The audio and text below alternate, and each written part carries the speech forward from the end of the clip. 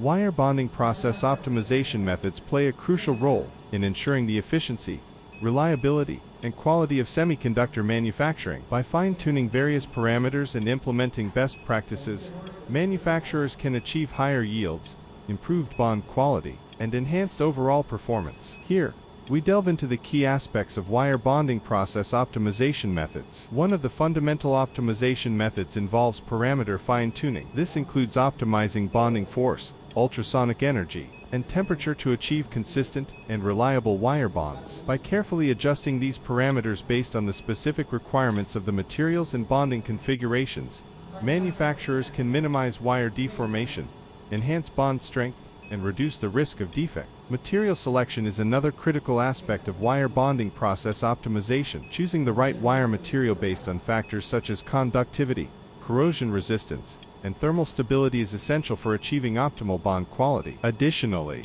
optimizing the surface preparation of bonding pads and wires is crucial to ensure proper adhesion and bond formation. Implementing advanced wire bonding equipment with automatic bond control and monitoring capabilities is a key optimization method.